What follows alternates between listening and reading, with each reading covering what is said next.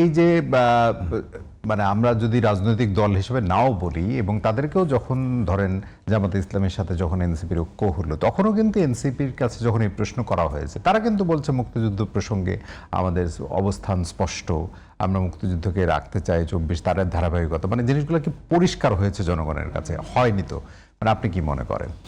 দেখুন, মুক্তিযুদ্ধের চেতনা এটাকে বাংলাদেশে এটাকে এক ধরনের মানে কি নেগেটিভ জায়গা নিয়ে যাওয়ার পুরো দায়টাই আওয়ামী লীগের।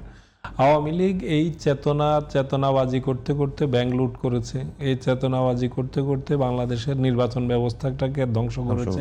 আপনি প্রত্যেকটা জিনিসকে যদি আপনি ভালো জিনিসকে খারাপ কাজে ব্যবহার করেন, যা হয় পরিস্থিতিটা কিন্তু সেটাই হয়েছে। এবং বাংলাদেশের তরুণ প্রজন্মের মধ্যে এই জিনিসটাকে রাজনৈতিক স্বার্থে হোক বা যে কারণেই হোক, তরুণ প্রজন্মের মাথায় এটা ঢুকানোর সম্ভব হয়েছে যে এই চেতনাবাজির নামে বাংলাদেশে এই সব অপকর্ম হয়। এই কারণেই এই চেতনা নিয়েই এখন এক ধরনের তরুণদের মধ্যে এক ধরনের রিজার্ভেশন তৈরি হয়েছে।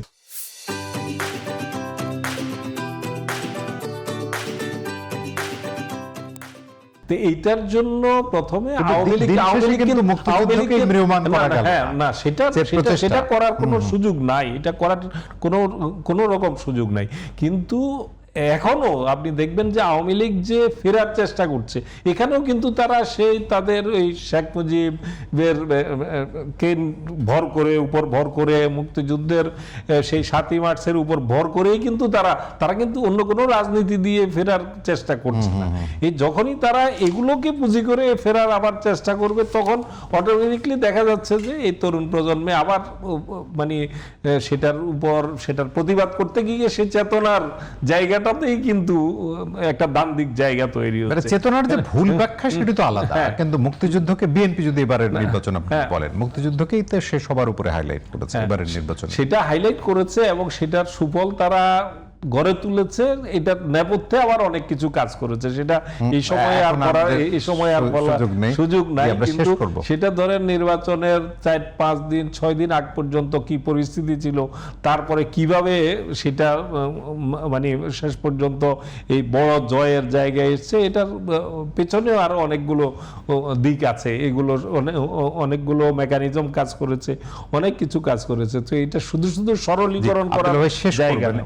1 মিনিট, অর্থাৎ আমরা আলোচনাটা যদি গুছিয়ে আনি তাহলে সামনের যে নতুন সরকার গঠিত হয়েছে আশাবাদের জায়গা তৈরি হয়েছে এবং প্রথম দিকের কিছু কর্মকাণ্ড নিশ্চয়ই প্রশংসিতও হচ্ছে। নিশ্চয়ই সব মিলিয়ে আমরা যে ধারাটা আসলে প্রত্যাশা করেছিলাম কতটা সেই সাথে সমান্তরালে চলতে পারবে এটি এখনো পর্যন্ত আশাবাদের জায়গা আছে।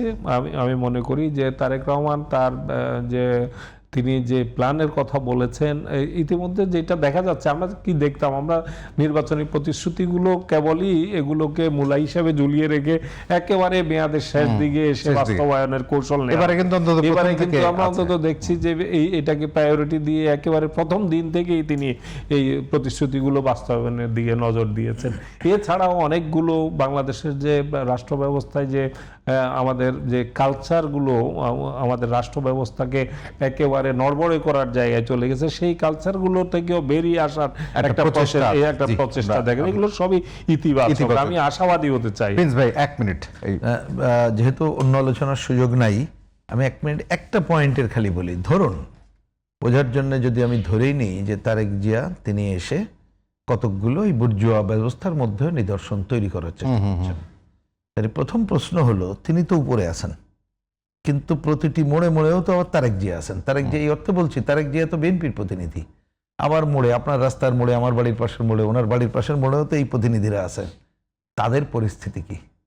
তারা কি ওই ধারা আপহোল্ড করছে, না তারা পুরনো লুটপাটের ধারার মধ্যে টিকে থাকছে? সেটা যদি সেইটা না পারে তাহলে মনে রেখেন, যতটুকু এই ব্যবস্থা বুর্জুয়া ব্যবস্থার মধ্যে কিছুটা যে আকাঙ্ক্ষা তৈরি হলো, সেই আকাঙ্ক্ষা এগোয় নেওয়াটা এত সহজ হবে না, মানুষ কিন্তু প্রশ্নবিদ্ধ করবে।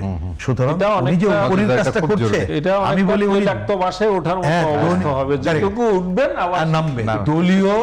দলীয় কার্যক্রমের মধ্যে উনি যতটুকু পজিটিভ যদি কিছু করে থাকেন, সেইটাই দলীয় কাজে প্রতিটি অঞ্চলে যদি করতে পারেন, তাহলেই এই অগ্রগতি যেটা দেখতে পাচ্ছেন এখন ওইটা টিকে থাকবে, না হলে যে কোনো সময় ওনার ভাষায় বলি তৈলাক্ত তাহলে আমরা শেষ হতেই পারে, করতে চাই। যেটা আমরা মোটেই আমাদের এখনকার কাম্য না।